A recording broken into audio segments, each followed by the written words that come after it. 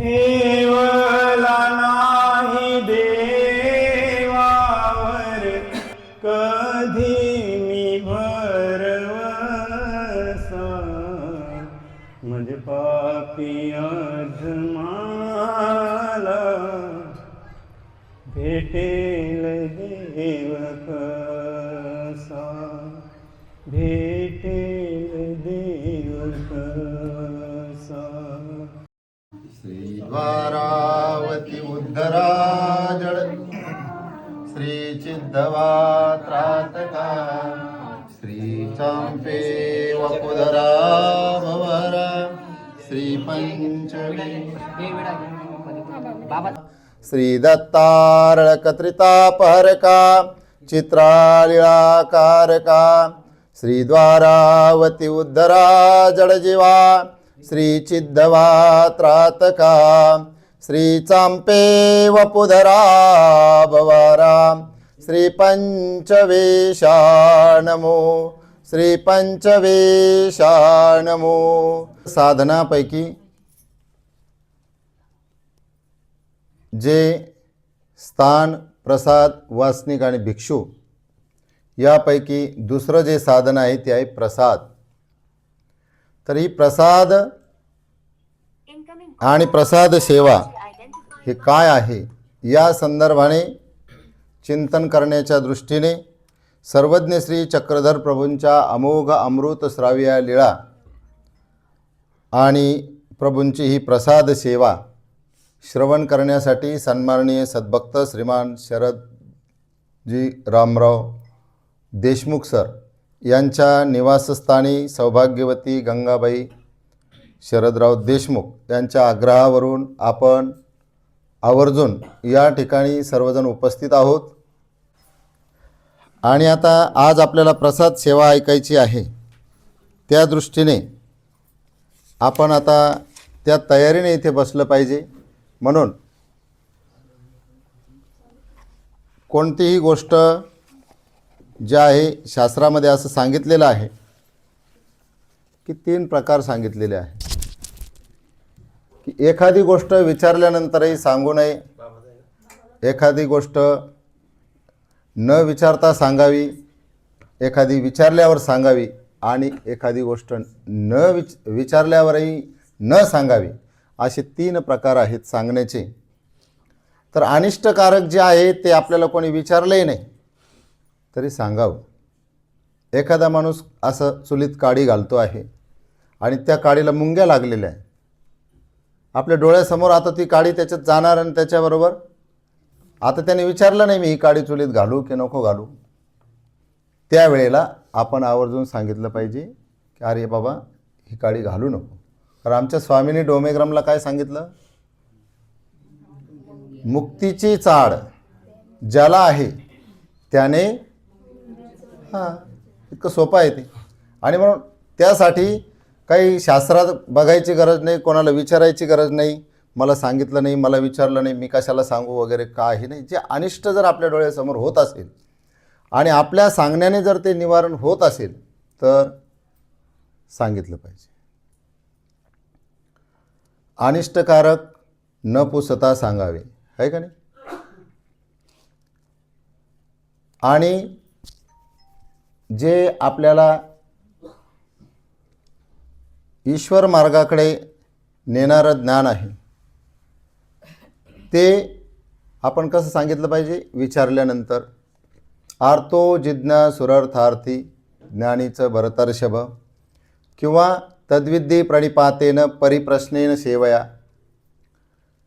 नम्रतापूर्वक आपण ते जिज्ञासापूर्वक जाणीवेच्या दृष्टीने, जाणावयाची इच्छा ते जिज्ञासा या दृष्टीने जर विचारलं तर ते सांगायला हरकत नाही.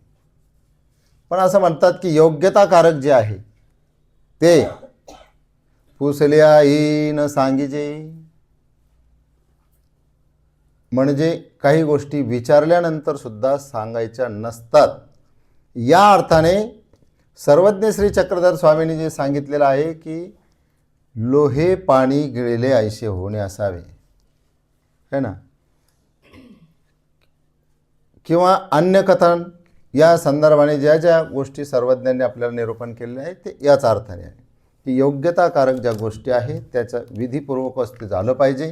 त्या दृष्टीने आपण आज या ठिकाणी जे चिंतन करणार आहोत, या चिंतनाच्या माध्यमातून आपल्याला सरळच आता विषयाकडे जात असताना आपण आता मोठा ग्रंथ ऐकलेला आहे आणि प्रसाद सेवा म्हणजे फक्त 1.5 पानाची आहे. आपल्याला असं वाटू शकतं की आपण आता 100 लीळा श्रवण केल्या 10 दिवसामध्ये, आहे का नाही. तर आता इथं किती काय विषय, 1-2 दिवसात तर संपून जाईल, आहे का नाही. अशा पद्धतीचा छोटा वाटत असला तरीही मोठा विषय आपल्यासमोर आहे आणि मोठा योग्यताकारक विषय आहे. त्याचं कारण असं आहे की भाष्यकार म्हणतात की जीवाने अप्राप्ती भावली पाहिजे. अप्राप्तीच्या टीकेमध्ये हा पक्ष आलेला आहे की अप्राप्ती कशाची भावली पाहिजे, किती वस्तूची भावली पाहिजे. तर ते सांगतात अप्राप्ती ते 7 पदार्थाची. अप्राप्ती 7 पदार्थाची भावायला सांगितलेली आहे. त्यामध्ये या प्रसाद सेवेला स्थान देण्यात आलेलं आहे ना. म्हणजे शास्त्राला स्थान देण्यात आलेलं आहे आणि असं हे शास्त्र आहे. त्या शास्त्रामध्ये ही प्रसाद सेवा आहे आणि प्रसाद सेवा निरूपण करत असताना, आपल्याशी चरित्र सांगत असताना, चर्चा करत असताना सर्वज्ञ श्री चक्रधर स्वामींच्या उत्तरपंथे गमनानंतर नागदेवाचार्य जे विन्मुख होऊन अंतर्मुख होऊन लीळाचिंतन करत होते, या लीळाचिंतनाच्या प्रसंगी माईमभट्टांनी त्यांना विचारलं की भटो, निरंतर कायशाचे चिंतन करीत असा. आपण निरंतर चिंतन करता ते कशाचं. तेव्हा त्यांनी आम्ही आमच्या स्वामींच्या लीळा चिंतन करत असल्याचा निर्वाळा दिला. माईमभट्ट म्हणतात की मग या लीळा आपण अशा जर ग्रथित केल्या, एकत्रित केल्या तर कसं राहील. आणि आपण या सर्व गोष्टी जर एकत्रित केल्या तर मार्गाच्या उपयोगा जाईल. यातून, या संवादातून निर्माण झालेला हा वाङ्मय आलेख सातत्याने वाढत गेला आणि लीळाचरित्राच्या रूपाने साकार झाला. लीळाचरित्र त्या ठिकाणी साकार झालं. शके 1200च्या दरम्यान पंडित माईमभट्टांनी संकलित केलेलं हा सर्वात मोठा ग्रंथ, सर्वात पहिला आद्य मराठी ग्रंथ, आद्य गद्य मराठी ग्रंथ. आणि या ग्रंथापासूनच अनेक ग्रंथाची निर्मिती नंतर पुढे झाली. अगदी साधी सरळ बोली भाषा त्या काळची, त्या काळच्या चालीरीती, त्या काळचे व्यवहार, त्या काळची वेशभूषा, राजकारण, समाजकारण, शिक्षण, अर्थकारण, व्यवसाय, या सर्व गोष्टी ज्याच्यात आल्या, शेती प्रामुख्याने, या सर्व गोष्टीचा समावेश ज्या ग्रंथात आहे तो म्हणजे लीळाचरित्र. मग लीळाचरित्रात काय आहे असं जर कोणी विचारलं तर लीळाचरित्रात काय नाही असं म्हणणं जास्त संयुक्तिक होईल, कारण त्यात नाही अशी गोष्टच नाही. आणि म्हणून असा महत्त्वपूर्ण ग्रंथ त्याच काळामध्ये सर्वज्ञ श्री चक्रधर स्वामींच्या नंतरचा जो परिवार आहे, स्वामींच्या गोष्टी आणि भक्तांच्या कथा ज्याच्यात आलेल्या आहेत तो आहे लीळाचरित्र. भक्ताचं चरित्र आणि देवाच्या लीळा, असं लीळाचरित्र तिथे आलं. आणि पुढे स्वामींच्या उत्तरापंथे गमनानंतर जे शास्त्र जे निर्माण झालं तो एक ग्रंथ आहे, तो म्हणजे स्मृतिस्थळ. त्यामध्ये परमार्गाच्या आठवणी आहेत नागदेवाचार्यांच्या काळातल्या. आणि म्हणून अशा प्रकारचा हा स्मृतिस्थळ लीळाचरित्रातूनच स्वामी श्री चक्रधर प्रभूंनी जे वचनरूप गोविंदाचं निरूपण केलेलं आहे त्यांचंही संकलन आचार्य श्री केशराज वासांनी केलं आणि तो सूत्रपाठ या नावाने ग्रंथ साकार झाला. असे एक ग्रंथ निर्माण होत गेले आणि निर्माण झालेल्या या ग्रंथ मालिकेमध्येच मानव संप्रदायाच्या या ग्रंथकारांनी मराठी भाषेला धर्मभाषेचं स्थान देऊन तत्त्वज्ञानाच्या राजसिंहासनावर बसवून महानुभावांचं मराठी भाषा प्रेम आणि अभिनवेश हा सर्व संप्रदायांच्या दृष्टीने अतिशय महत्त्वाचा आहे. चरित्रग्रंथ, सूत्रपाठ, दृष्टांतपाठ, धवळे, सप्तकाव्यग्रंथ, भाष्यग्रंथ, टीपग्रंथ, गुढे, स्थळ वर्णन ग्रंथ आदी स्थानपोथ्या, आबाब, मूर्तिवर्णने, दोहे, चौपद्या, कटाव असे सुमारे 6,500 ग्रंथ विपुल ग्रंथ संप्रदायाने निर्माण केले. आणि अशाच या ग्रंथ संप्रदायामध्ये एक छोटेसं स्फुट ज्याला म्हणता येईल असं प्रसाद सेवा नावाचं एक स्तोत्र आहे. आता या प्रसाद सेवेमध्ये सुद्धा अनेक प्रकारच्या प्रसाद सेवा, सुमारे 17 प्रकारच्या प्रसाद सेवा आपल्याला बघायला मिळतात. त्यामध्ये प्रामुख्याने जी पाठाची प्रसाद सेवा चिंतन या ठिकाणी करणार आहोत. सूत्रपाठाच्या प्रसाद सेवेत जीव धरावया तोच एक समर्थ, का तयाचे साधन समर्थ असं म्हटलेलं आहे. आणि त्या साधनाचे काही प्रकार सांगितलेले आहे. त्याला म्हटलेले आहे साधनाचे 4 पक्ष. त्यामध्ये आहे स्थान, प्रसाद, वासनिक आणि भिक्षू. वरवर पाहता हे सामान्य, बसा तिथंच बसा जिथे जागा असेल. वरवर पाहता हे सामान्य वाटत असलं तरी त्या संदर्भात खुलासा करताना सांगितलेला आहे हे अति गहनाचे गहन. खडे खोबट्याचा दृष्टांत आपण बघितलेला आहे. आणि जसा की तो कोणी एक माणूस त्या पाण्याच्या डोहाजवळ बसलेला आहे, वेडसू है ना, आणि तो पाण्याचा नितळ शांत असलेलं ते पाणी आणि पाण्याला सहजपणे पाहतो की आतले खडे खोबटे त्याला असळग देखे सहज पाहतो की आपल्याला सहज प्राप्त होते. आणि म्हणून तो असा हात घालण्याचा प्रयत्न करतो. हातवू न पवे, मग छानपैकी त्याने वर केलं शर्टाच्या बाया, तरीही काही पोहोचत नाही. त्यावेळी मात्र पावो घाली, पायाने काही शक्य होत नाही. त्यावेळेला सारे आपले कपडे काढतो आणि काय करतो, बुडी दे, तरीही त्याला ते शक्य होत नाही. आणि मग तो वर येतो. वर आल्यानंतर जो तिथे आलेला जो चांगला माणूस आहे तो त्याला कल्पना देतो की बाबा रे, हे अक्षोभ्य उदक, हे साधारण उदक नाही आहे, हे अक्षोभ्य उदक आहे. याचा ठाव लागणं शक्य नाही. म्हणून सहज जरी वाटत असलं तरी ते खूप खोल आहे. आणि म्हणून स्थान, प्रसाद, वासनिक, भिक्षू आपल्याला असं सहज जरी वाटत असलं तर त्याच्यामध्ये फार मोठी गहनता आहे. त्यापैकी स्थान, प्रसाद, वासनिक आणि भिक्षू. तर स्थान आणि प्रसाद या 2 साधना, 4 साधनापैकी ही 2 साधनं काय आहेत, जड आहे.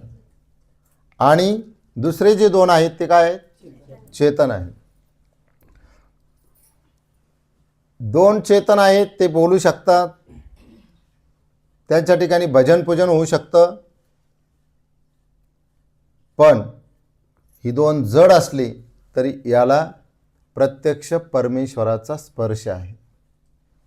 परमेश्वराचा स्पर्श झालेला आहे आणि तो स्पर्श सृष्टीच्या अंतापर्यंत विघटित होऊ शकत नाही, त्याचं विघटन होऊ शकत नाही. या अर्थाने या 2ही साधनापेक्षा ही 2 साधनं अतिशय महत्त्वाची आहे.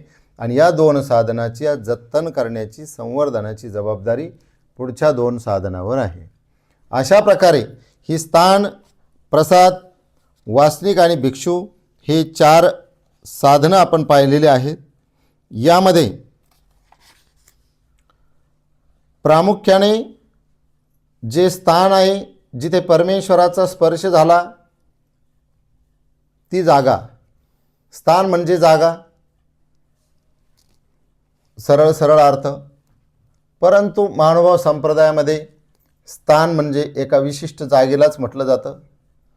स्थान म्हणजे ठिकाण, जागा असा जरी अर्थ असला तरी आपल्या या पारिभाषिक शब्दामध्ये स्थान म्हटलं की जिथे प्रत्यक्ष परमेश्वराचा स्पर्श झाला असं ठिकाण म्हणजे स्थान. मग त्यामध्ये अनेक प्रकारचे भेद आहेत. चरणचारी स्थान, आसनस्थान, वस्तीस्थान, भोजनस्थान, निद्रास्थान, कोडी वस्ती स्थान, है ना, अवस्थान, मग महास्थान, असे स्थानामध्ये भेद आहेत. त्यापैकी त्यापुढे प्रसाद. प्रसाद म्हटलं की आपल्या डोळ्यासमोर मुरमुरे, लाह्या, पेढा, शिरा, बुंदी अशा अनेक प्रकारचे, नारळ फोडलेलं, खडीसाखर, अशा अनेक प्रकारचे प्रसाद येतात. परंतु संप्रदायाच्या दृष्टीने, पारिभाषिक शब्दाच्या दृष्टीने प्रसाद हा एक विशेष गोष्टीला वापरला जातो, ज्याला अतिशय महत्त्व आहे. आणि म्हणून प्रसाद म्हणजे इथे असं म्हटलेलं आहे, परमेश्वरे प्रसन्न होऊन दिलेला तो प्रसाद. प्रत्यक्ष परमेश्वराने भक्तगणावर कृपा करून जो प्रसाद दिलेला आहे प्रसन्न होऊन, त्यालाच प्रसाद म्हटलं जातं. आणि या प्रसादाचं चिंतन झालं पाहिजे, प्रसाद आठवला पाहिजे. या दृष्टीने आपल्याला आज या प्रसाद सेवेचं चिंतन करायचं आहे. हे चिंतन करत असताना साधनदाता सर्वज्ञ श्री चक्रधर महाराजांनी आपलं हे गूढ गुह्य तत्व, अनंत सृष्टी आपल्याला निरूपण केलेलं आहे. आणि आपण अनंत सृष्टी ते दौडत आलेलो आहोत. आणि म्हणून ही वेळ आपल्याला झालेली आहे. घड्याळीत बघू नका, आताची वेळ म्हणतोय मी, म्हणजे मी इथे सांगतो आहे, तुम्ही ऐकता आहात.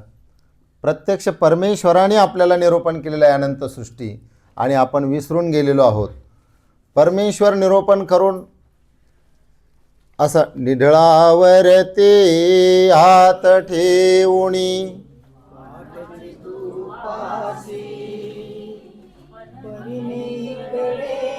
वाढविला रे पापाच्या राशी दयाळा. परमेश्वर अनंत सृष्टी निरूपण करून आपला कड करता झाला, परंतु आपण इकडे गुंतलेलो आहोत. अनेक व्याप आपल्या पाठीमागे आहे आणि त्यामुळे त्या व्यापाच्या मध्ये फार मोठे उपद्व्याप झालेले आहेत, मोठमोठ्या राशी झालेल्या आहेत कर्माच्या आपल्या. या सर्व फेडता फेडता आपण इथपर्यंत येऊन पोहोचलेलो आहोत. पण असं हे ज्ञान ज्या परंपरेतून निरूपण होत होत आमचे परमगुरुवर्य, परम आदरणीय, प्रातस्मरणीय कैवल्यवासी आचार्य प्रवर संवत्सर येथील मोठे बाबाजी, त्यांच्याकडून परमादरणीय, श्रद्धेय, प्रातस्मरणीय विद्या वाचस्पती, ज्ञानमार्तंड, परमार्ग आधारस्तंभ, महाराष्ट्र अधिकरण श्री गुरुवर्य मामाजी वांबोरी, मामाजींप्रती मामाजींच्याकडून थोडं बहुत चमचा 2 चमचे झालेला आम्हाला लाभ. या प्रसंगी मामाजींचं आणि मामाजींसदृश्य ज्या ज्या गुरुनिमित्तांकडून या ज्ञानश्रवणाचा, ज्ञानचिंतनाचा लाभ झाला, त्या सर्वांची, सर्व गुरुजनांची, सुहृदांची या निमित्ताने मी अंतःकरणपूर्वक या ठिकाणी स्मरण करतो. आणि गुरुवर्यांप्रती सादर दंडवत प्रणाम करून आपल्याशी संवाद साधत असताना प्रसाद सेवा हा विषय आपण घेतलेला आहे. या ठिकाणी असं समजा की हा प्रसाद सेवा चिंतन वर्ग आहे. प्रसाद सेवेचं आपल्याला चिंतन करायचं आहे, अभ्यास करायचा आहे. नळी फुंकले सोनारे इकडून तिकडे गेले वारे असं न होता त्या नळीतलं वारं बरोबर सोन्याच्या गोळीवरच गेलं पाहिजे, असं त्या भागवतताई म्हटल्या होत्या की नळीतून फुकलेलं जे वारं आहे, बाबा असं म्हणतात ते चुकीचं आहे की इकडून तिकडे फुकले वारे काय निघून गेलं, ते निघून जातं पण ते सोनार बाजूला जाऊ देत नाही म्हणे. ते वारं बरोबर सोन्याच्या गोळीवरच जातं आणि त्या जसं जसं ती हवा त्याच्यावर जाते त्याला एक वेगळं तेज प्राप्त होत असतं, है ना. म्हणून आपल्याला या ठिकाणी जे प्रसाद सेवेच्या संदर्भाने चिंतन करायचं आहे ते अतिशय महत्त्वाचं आहे. ते आपण सर्वांनी चिंतनपूर्वक आठवलं पाहिजे. श्री चक्रधर स्वामींनी प्रसन्नतापूर्वक ज्या ज्या वस्तू भक्तगणांना दिल्या, प्रभुबाबांनी ज्या ज्या वस्तू भक्तगणांना दिल्या, या वस्तू म्हणजे प्रसाद असं आपल्याला समजलेलं आहे. इथपर्यंत आपण आता आलेलो आहोत. त्यामध्ये प्रामुख्याने साधा प्रसन्न होऊन दिदली है ना. साधेला स्वामी श्री प्रभुबाबांनी प्रसन्न होऊन काय दिलं? दाढ दिलेली आहे. तर प्रसाद जो आहे तो एकतर मूर्तिनिष्ठ पदार्थ है ना, आणि एक वस्तुनिष्ठ. वस्तुनिष्ठ म्हणजे ज्या वस्तूच्या संबंधाने आहे. मूर्तिनिष्ठ म्हणजे प्रत्यक्ष श्रीमूर्तीचा जो भाग आहे. तर अशा प्रकारे या प्रसाद सेवेमध्ये नख आणि दाढ हे काय आहेत? मग आता मूर्तिनिष्ठ पदार्थ आहे. आणि त्यानंतर हां, तर या मूर्तिनिष्ठ पदार्थामध्ये आणि वस्तुनिष्ठ पदार्थामध्ये आपण जे पाहणार आहोत की प्रसाद सेवेचे जे विषयनिष्ठ पदार्थ आहेत, प्रसाद आहेत, कापूस, कोसला, रोम, चर्म, धातू, दार, काष्ट आणि पाषाण, समवाय लक्षण संबंधाने उपयोगा गेलेल्या वस्तू है ना. ज्ञानलक्षण संबंध म्हणजे परमेश्वराने ज्ञान निरूपण केलं ते. सेवा लक्षण संबंध ज्या सेवेत गेलेल्या वस्तू त्या, आणि समवाय लक्षण संबंध आहे ना.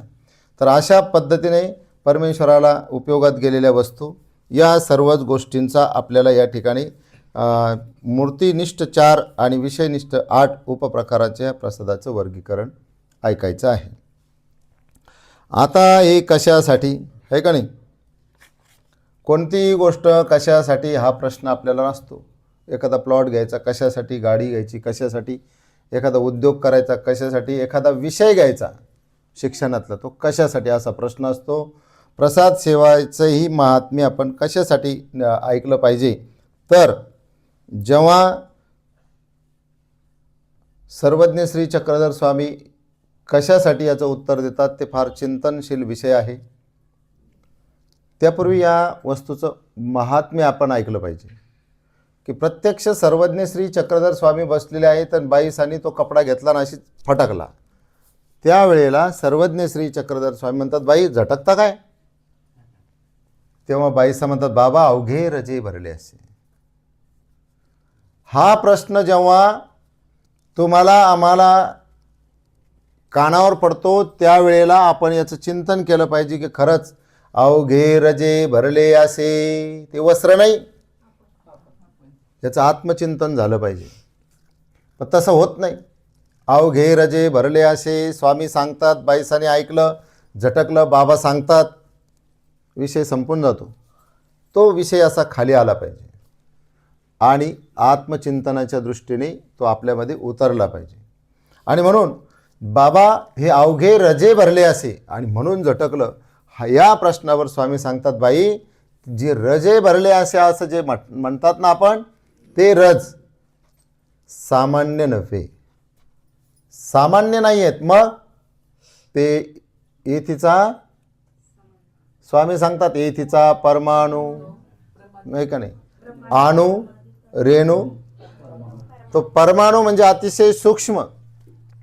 त्या सूक्ष्म परमाणूसुद्धा ब्रह्मादिका दुर्लभ, ब्रह्मादिकारला दुर्लभ असलेली गोष्ट आहे बाई, आणि तुम्ही ती खुशाल अशी झटकता.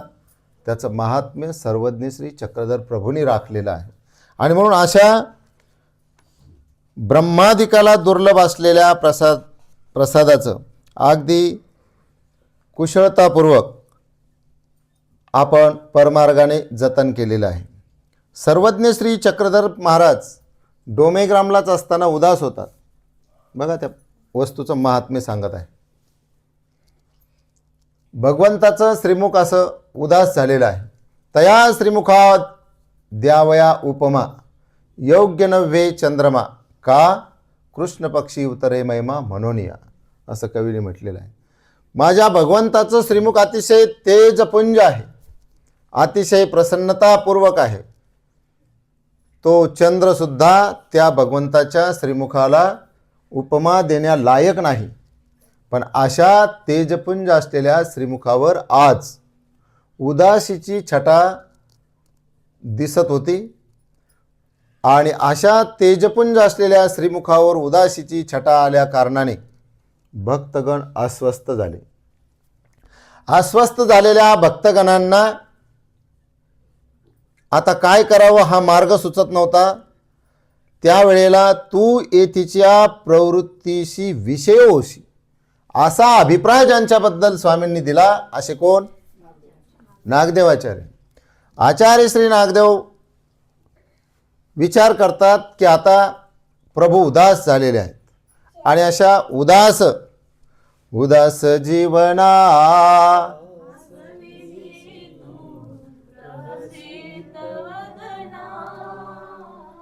उदास जीवना सविसी तू प्रहसित वदना. पुढे विशाल नंदा आनंदी रमणा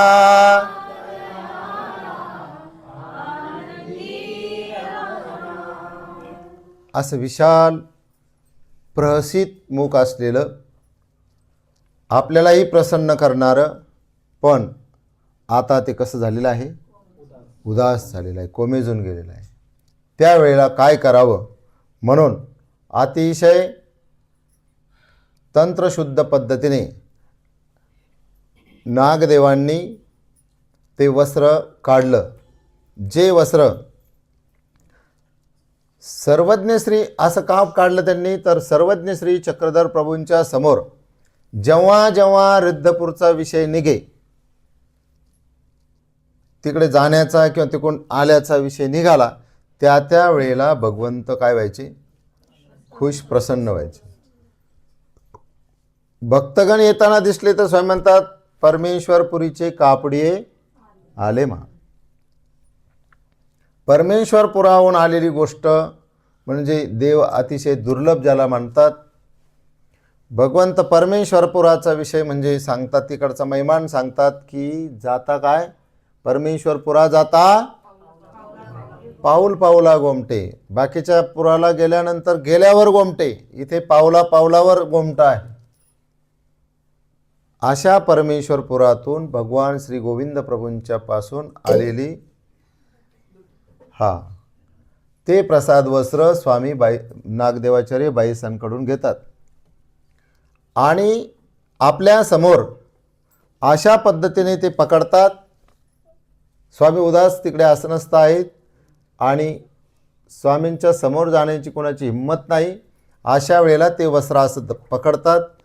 आतल्या बाजूने हात आहे, बाहेरून असं वस्त्र टाकलेलं आहे ना, असं उंच केलं. खाली तळपायाच्या नखाच्याही खाली लोळत आहे वस्त्र. आपलं अजिबात काही दिसणार नाही, फक्त वस्त्रच दिसतं आहे. आणि अशा पकडल्यानंतर मग म्हणतात जी जी श्री प्रभूंचे प्रसाद दुटी स्वीकरी जोजी. आता ही प्रसाद दुटी स्वीकरी जोजी त्या वस्त्राकडे बघितलं आणि भगवंताचं जे श्रीमुख होतं ते जरा प्रसन्न झाल्याचं त्यांना जाणवलं आणि ते वस्त्र त्यांनी तसंच स्वामींच्याकडे सुपूर्द केलं. स्वामींनी ते वस्त्र घेतलं. नाराज झालेली व्यक्ती मनासारखं त्याच्या झाल्यानंतर जशी खुश होते, स्वामी त्या ठिकाणी तसेच प्रसन्न झालेले आहेत आणि विचारतात असं तुला कशामुळे सुचलं आहे ना. तेव्हा स्वामी म्हणतात, तेव्हा नागदेवाचार्य म्हणतात की आपल्या कृपा प्रसादाने, आपल्या श्रीचरणाच्या प्रसादाने मला हे सुचलेलं आहे. अशा या महान असलेला प्रसाद, ज्या प्रसादाचं दर्शन झाल्यानंतर प्रत्यक्ष भगवंतही प्रसन्न होतात है ना. भगवंताच्या श्रीमुखावर प्रसन्नता प्राप्त होते असा हा प्रसाद सेवा मग मी म्हणत होतो की कशासाठी करायचा आहे. तर यासाठी आपण पाहतो की संसारामध्ये, प्रपंचामध्ये, परमार्थामध्ये आपल्या ध्येयाप्रती जात असताना ज्या ज्या गोष्टी आपल्याला अडचण म्हणून वाटतात, त्या सर्व अडचणींवर मात करण्याच्या दृष्टीने या प्रसाद सेवेचं महात्म्य आहे, असं थोडक्यात आपण समजलं तरी हरकत नसावी. कारण प्रसाद सेवेचा महिमा सांगत असताना स्वामींनी सांगितलं की दैव साह्याते करी. काही झालं तर माणूस म्हणतो जाऊ द्या, आपल्या दैवात असं होतं, तर ती म्हणण्याची वेळ तुम्हाला येणारच नाही. सुखमे सिमरन जब सब करे, दुख में करे ना. अगर सुख में दुख में सिमरन करे तो सुख में सिमरन करे तो दुख काहे को है ना. म्हणून आपण जर सदा सर्वदा नित्यकाळ प्रसाद सेवेचं चिंतन केलं, प्रसाद सेवा केली, तर तो विषयच येणार नाही. कारण दैव साह्याते करी अशा प्रकारचं एक वाक्य त्याच्यात आलेलं आहे. आणि आपल्याला प्रपंच असो की परमार्थ असो, आपण बऱ्याच गोष्टी दैवावर सोडून देतो की नाही. पुरुष प्रयत्नी दैवावर सोडतो की नाही, आणि ते दैव ह्या गोष्टीने सहाय्य होतं. आपला प्रपंच, आपला परमार्थ यशस्वी करायचा असेल तर आपण काय केलं पाहिजे. इतकं सोपं आहे, ते लय मोठी अवघड गोष्ट नाही. परंतु आपल्याला इतकं सोपं असलेलं आवडत नसतं कधी, आणि म्हणून मग आपण साऱ्या अडचणीत फसत असतो. मूळ विषय आपला आहे की प्रसाद सेवा हे नेमकं काय आहे, है ना. आणि प्रसाद सेवा कशासाठी करायची आहे, या सर्व गोष्टी आपल्याला या निमित्ताने या ठिकाणी चिंतन करायच्या आहेत. प्रसाद सेवेच्या संदर्भाने अतिगहनाची गहन असलेली ही प्रसाद सेवा आपण पाठही करणार आहोत, याचा घोकही घेणार आहोत, चिंतनही करणार आहोत आणि लाभही ऐकणार आहोत. या दृष्टीने प्रसाद सेवेची जी मूळ पीठिका आहे ती थोडक्यात आपल्याशी संवाद चर्चा करत असताना मी विशद करण्याचा प्रयत्न केला. या सूत्रपाठ आपण जेव्हा अभ्यासतो त्यामध्ये एक एक प्रकरण आपण अभ्यासत असतो. सुरुवातीला काय आपण अभ्यासतो, पूर्वी, नंतर बोलत चला बरोबर, पूर्वी, काय पंचकृष्ण, पंचनाम, अन्यव्यावृत्ती, हां बरं, युगधर्म, हां वा वा, हां विद्यामार्ग, संहार, संसरण. हां आपले ते त्या गावाला जायचंच नाही आपल्याला, आस्तिपरीच्या आहे ना, त्या गावाला आपल्याला जाणे नाही. हां त्यामुळं त्याचा काही विषय नाही. आस्तिपरी महावाक्य निर्वचन आहे ना. हां ते बाबाने सांगितलेलं आहे, अतिगहनाचे गहन आहे. आणि तो आचार आपला नाही आहे का नाही. कारण हां तर त्यामुळे आपण आता पुढे चालतो. म्हणून आचार विचार, आचार माळका, पुढे दृष्टांत, आणखी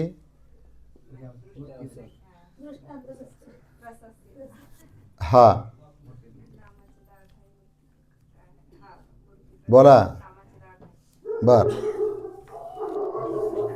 हा बर, प्रसाद सेवा, मूर्ती ज्ञान आहे ना, नामाची 10 ठाय आहे का नाही, पूजा अवसर, असं जे आपण क्रमाक्रमाने अभ्यास करत असतो त्यामध्ये आलं का हे प्रसाद सेवा कुठे आहे नाही, स्वतंत्र प्रकरण आहे. तर या प्रसाद सेवेच्या निमित्ताने साधारणपणे असं म्हटलेलं आहे की पाठाची प्रसाद सेवा आपण जी आता चिंतन करणार आहोत, जी आपण ऐकतो नेहमी, या व्यतिरिक्त प्रचलित असलेल्या किंवा निर्माण झालेल्या एक मूर्ती वर्णनाची प्रसाद सेवा आहे, जिच्या संदर्भाने जसं की याचा कर्त्याचाही उल्लेख याही प्रसाद सेवेचा तितकासा नाही, तशी मूर्तीवर्णनाची प्रसाद सेवा, त्यानंतर आचार्य श्री परशुराम व्यासाची 6 वचनाची प्रसाद सेवा सांगितलेली आहे. त्यानंतर आचार्य श्री आचार्य श्री शिवबासांची थोरली प्रसाद सेवा सांगितलेली आहे. आचार्य श्री शिवबासांची धाकुटी म्हणजे छोटी प्रसाद सेवा सांगितलेली आहे. आचार्य श्री मुरारी मल्ल विद्वांसांची विस्तृत अशा प्रकारची प्रसाद सेवा सांगितलेली आहे. आचार्य श्री मुरारी मल्ल विद्वांसाची थोरली प्रसाद सेवा सांगितलेली आहे. त्यांचीच पुन्हा एक धाकुटी प्रसाद सेवा आहे. आचार्य श्री मुरारी मल्ल विद्वांसा शोधकार प्रसाद सेवेचे पक्ष म्हणून त्यांचे प्रचलित आहे. आचार्य श्री चाल्हनवासाची एक प्रसाद सेवा आहे. निर्वचनाची प्रसाद सेवा आहे. तळेगावकर पाठातील एक प्रसाद सेवा आहे. वायंदेशकर पाठातील प्रसाद सेवा, पद्ममाळिका प्रसाद सेवा, प्रसाद महात्म्य, प्रसाद माहिती, उद्धरण प्रसाद सेवा, धाकुटी प्रसाद सेवा आणि रमणरूप प्रसाद सेवा अशा अनेक प्रसाद सेवा प्रचलित आहे. आणि त्या व्यतिरिक्त प्रसाद सेवा जी आहे हे गद्य आहे, पण काही पद्य प्रसाद सेवा आहे जी आपण नेहमी म्हणत असतो, आहे का नाही? तुमच्याही आता ती ऐकून ऐकून पाठ झालेली आहे. कोणती सांगा बरं? पंचकृष्ण प्रणम्यादव, है ना? ही अशा पद्य प्रसाद सेवा काही आहेत. ही पंडित आचार्य श्री माईम भट्टांची प्रसाद सेवा आहे. त्यानंतर फुटा स्तोत्र पंडित केशराज व्यासांचा आहे, म्हणजे पद्य प्रसाद सेवा. प्रसाद सेवा स्तोत्र पंडित केशराज व्यासांचा आहे. प्रसाद माळिका पंडित चक्रपाणी व्यास वेळंबकर यांची आहे. प्रसाद माळा पंडित भीष्माचार्य यांची आहे. प्रसादाच्या काही ओव्या आहेत पंडित देपाळ दिवाकर चोरमांगे यांच्या. त्यानंतर अगदी अलीकडच्या काळात नव्हे आत्ताच्या काळात याच तोलामोलाचं आणि तुमच्या आमच्या भाषेमध्ये तुमच्या आमच्या प्रत्येकाच्या जिभेवर खेळेल, मनात रुळेल अशा प्रकारचं काव्य म्हणजे प्रसाद सेवा अतिहितकारी. ती प्रसाद सेवा अतिहितकारी हे असं आपण ऐकलं की लगेच खडकुलीचा खडकची काळा, खडकुलीचा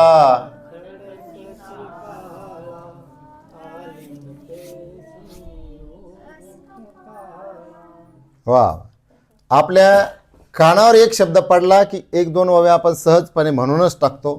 अशा प्रकारचं आपल्या सर्वांचं आवडीचं जे स्तोत्र आहे, काव्य आहे, ते आहे प्रसाद सेवा, है ना? तर ते काव्य अर्थातच त्याचे कर्ते कोण आहेत? मग काल आपण ज्यांचं वक्तव्य ऐकलं, है ना, मार्गदर्शन ऐकलं लीळाचरित्र समापन सांगता सोहळ्याच्या निमित्ताने, असे परमपूजनीय परम आदरणीय आचार्य श्री बाभळूगावकर बाबाजी शास्त्री यांच्याद्वारे अनेक साहित्यकृतीच्या मध्ये आलेली ही एक प्रसाद सेवा हे एक काव्य आहे. त्यांच्या ज्या 40-45 साहित्यकृती आहेत, या साहित्यकृतीमध्ये सर्वात लोकप्रिय ठरलेलं बरं का प्रायश्चित्त नावाचं काव्य है ना, आणि त्याच्यानंतर निर्माण झालेलं पण त्याच्या पुढे गेलेलं हे प्रसाद सेवा नावाचं काव्य. असे दोन एकमेकाची चढाओढ करणारे हे पद्य आचार्य श्री बाभळूगावकर बाबाजी शास्त्री बाबाजींनी निर्माण केलेलं हे प्रसाद सेवा स्तोत्र. त्याचप्रमाणे प्रसाद महात्म्य बाबांनीच लिहिलेलं आहे. प्रसाद स्तोत्र विभो कवी यांनी एक केलेलं आहे आणि प्रसाद सेवा स्तोत्र हिंदी आहे जे मयंकराज बाबांनी केलेलं आहे. अशा पद्धतीने प्रसादाच्या संदर्भाने अनेकांनी प्रसाद सेवेच्या संदर्भाने आपल्या सेवा या परमार्गामध्ये दिलेल्या आपण या ठिकाणी थोडक्यात बघितलेल्या आहे.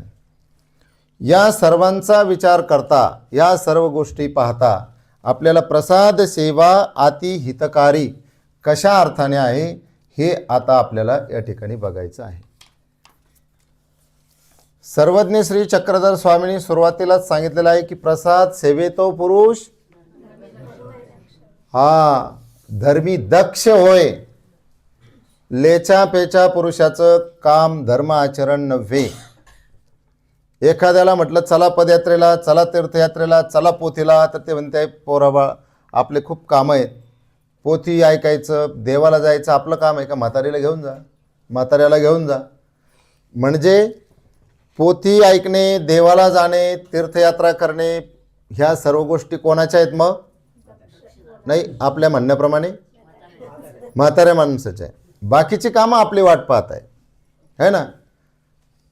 असं जेव्हा सर्वज्ञांना विचारलं तेव्हा स्वामींनी सांगितलं की बाबा असं हे कोणी केलं पाहिजे. स्वामी सांगतात कोणत्या वेळेत केलं पाहिजे. तर सर्वज्ञ श्री चक्रधर स्वामी सांगतात की जोची अवसर विषया तोची ब्रह्मविद्ये. ज्या वेळेला महत्त्वाचं प्रपंचामध्ये आपल्याला प्रपंचाचं पूर्ण ज्ञान होतं, व्यवहाराचं ज्ञान होतं आणि आपण त्या आपल्या व्यवहार कुशलतेने आपला तो व्यवहार करत असतो, त्याच वेळेला सर्वज्ञ म्हणतात की ब्रह्मविद्येचाही विचार तुम्ही तेव्हा करू शकता.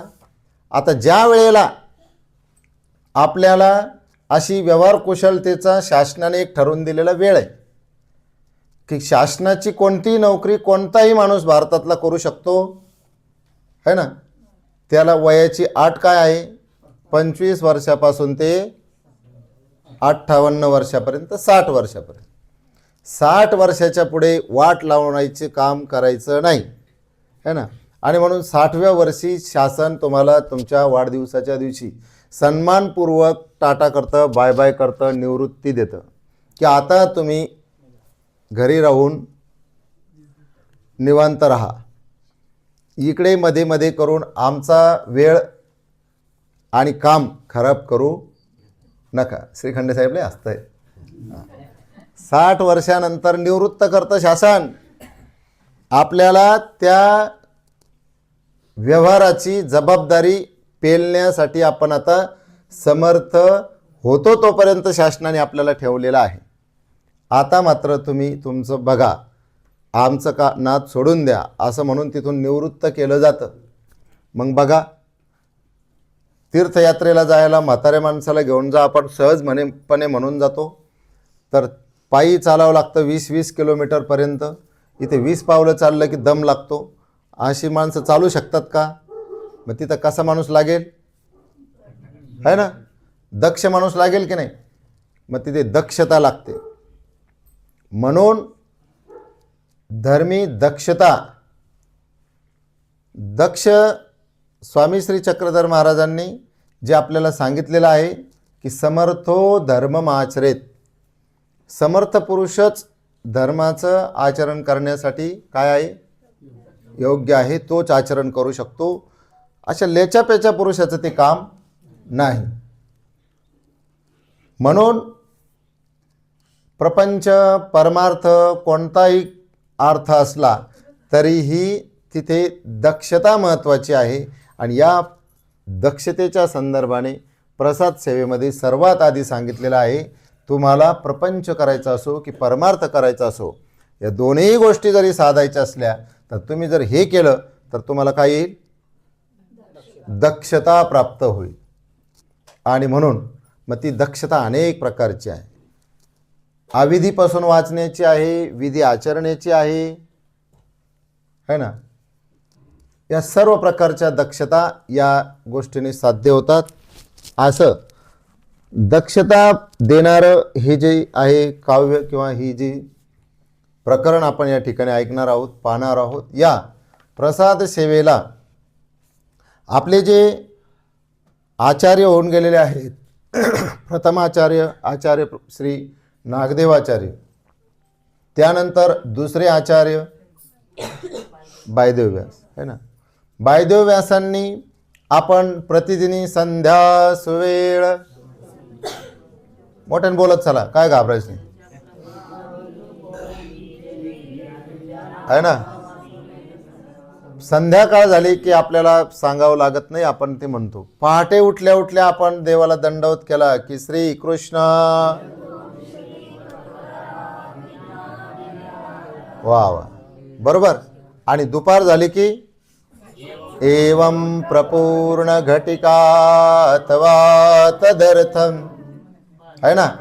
अशा पद्धतीने सकाळ दुपार संध्याकाळ प्रतिदिनी त्रिकाळ पूजा अवसर आपण चिंतन करत असतो.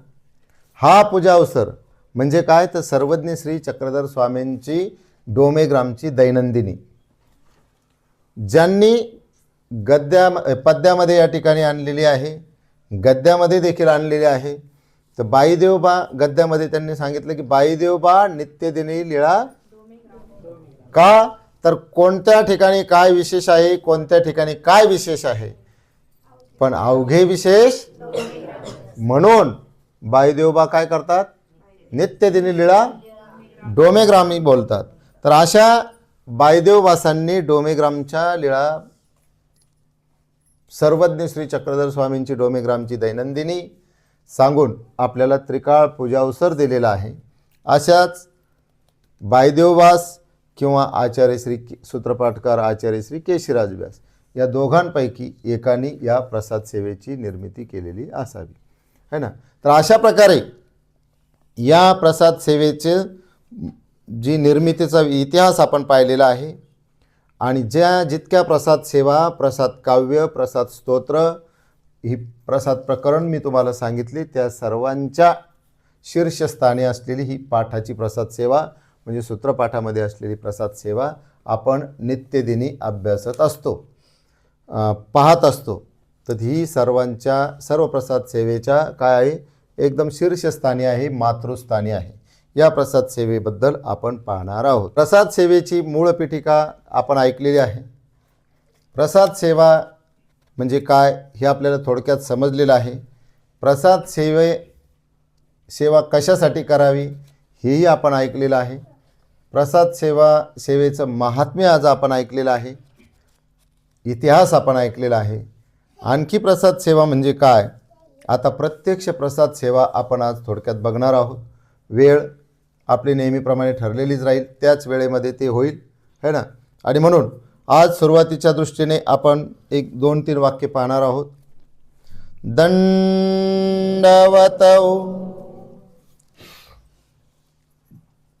श्री परेशाय नमः. ब्रह्मस्वरूप देव, आनंद स्वरूप देव, चिद्घन स्वरूप देव, ज्ञान स्वरूप देव, तो परमेश्वरू अव्यक्त सृष्टीमध्ये अवतरोणी जीव उद्धाराव्या, तोच एक समर्थ का तयाचे साधन समर्थ, तयाचे साधनाचे 4 पक्ष, स्थान प्रसाद वासनिक भिक्षु, हे अति गहनाचे गहन. सुरुवातीला या प्रकरणामध्ये प्रत्यक्ष परमेश्वराला वंदन करून सांगितलेलं आहे की परमेश्वर कसा आहे, ब्रह्मस्वरूप देव आहे, है ना. आनंद स्वरूप देव आहे. परमेश्वराचं स्वरूप कसं आहे, आनंदमय आहे. आपलं स्वरूप कसं आहे, है ना. परमेश्वराच्या स्वरूपासंदर्भात सांगतात की तो आनंद स्वरूप आहे. त्या अर्थाने आपण एकदम विरुद्ध आहोत.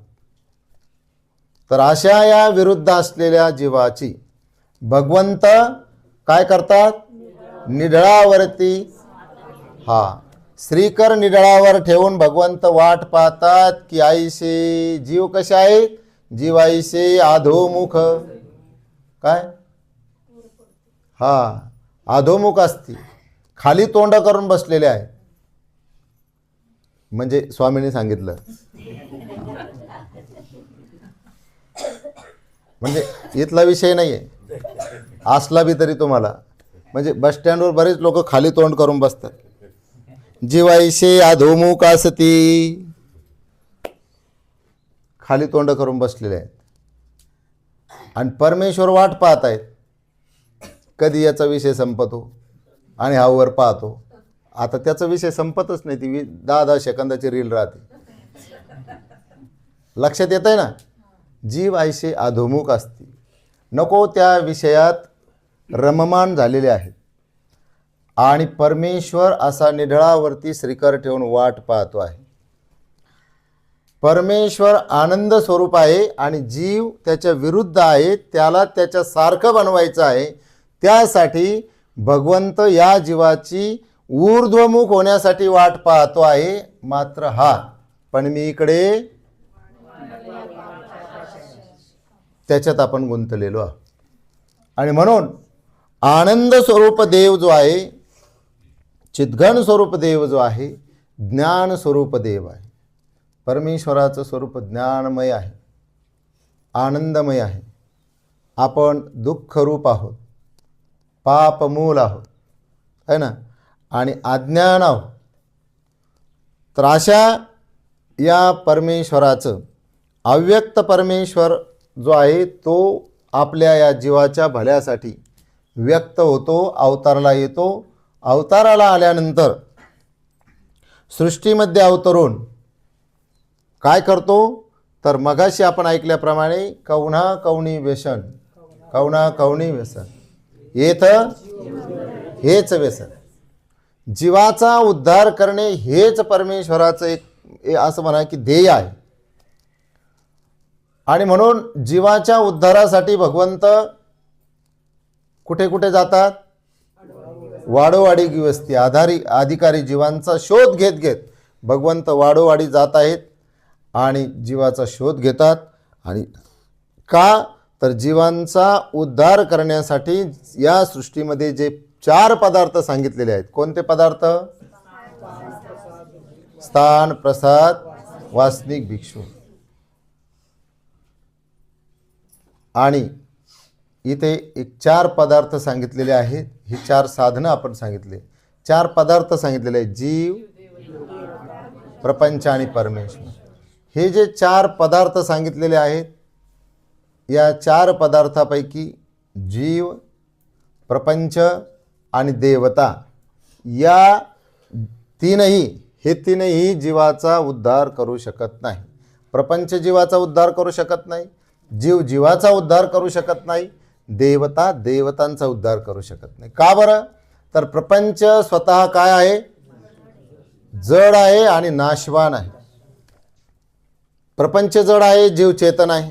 म्हणून जड वस्तू चेतनामध्ये काही सुधार आणू शकेल अशा काही प्रकारचा भाग. म्हणून पुन्हा जड असून तो काय आहे? अनित्य आहे, म्हणजे नाशवान आहे, परिवर्तनशील आहे. तर असा प्रपंच जीवाचा उद्धार करू शकत नाही. देवता या स्वतः काय आहेत? नित्यबद्ध आहे. नित्य काय आहेत? बांधलेले आहेत. आणि त्या स्वतःच बांधलेल्या असल्या कारणाने त्या जीवाला सोडू शकत. मग अशा देवता जीवाला सोडू शकत नाही, प्रपंच जीवाला सोडू शकत नाही आणि जीव सुद्धा जीवाला सोडू शकत नाही. का बरं? जीव स्वार्थपर आहे ना, आणि जीव सर्व दोषाचे. त्यामुळे एक जीव दुसऱ्या जीवाला मुक्त करेल अशा प्रकारचं होऊ शकत नाही. फार तर जीव जीवाला निमित्त होऊ शकतो, आहे का नाही, उद्धार मार्गावर लावण्यासाठी निमित्त होऊ शकतो. एरवी जीव जीवाचा उद्धार करू शकत नाही, प्रपंच जीवाचा उद्धार करू शकत नाही आणि परमेश्वरही आपलं देवताही जीवाचा. मग उद्धार करण्यासाठी समर्थ कोण आहे? तर एक जीव धरावया तोच एक समर्थ, तोच परमेश्वरच समर्थ आहे. आणि अशा समर्थ परमेश्वराचं जे ज्ञान आहे ते ज्ञान 4 साधनं सुरुवातीला सांगितलेले आहेत. आणि ती साधनं म्हणजे स्थान, प्रसाद, वासनिक आणि क्रमाक्रमाने आपण ही 4ही साधनं पाहणार आहोत. स्थानाच्या संदर्भाने आपण जिज्ञासा करणार आहोत, प्रसादाच्या संदर्भाने जिज्ञासा करणार आहोत, वासनिकाच्याही संदर्भाने जिज्ञासा करणार आहोत. तर ढोबळ अर्थाने स्थान म्हणजे परमेश्वराचा जिथे स्पर्श झाला ती जागा.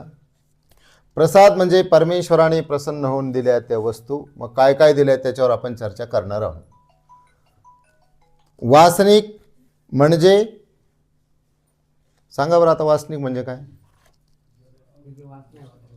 हा हा ज्याची वासनिकी, वास म्हणजे दृष्टी, निकी निक्यावर, जीवाचं निक काय आहे, ईश्वराची प्राप्ती होणे आहे ना. तर असा वासनिक आहे का नाही. मग आता सविस्तराने आपण पाहणार आहोत. आणि भिक्षू म्हणजे जे सर्वसंग परित्याग करून अनुसरलेले आहे. ठीक आहे.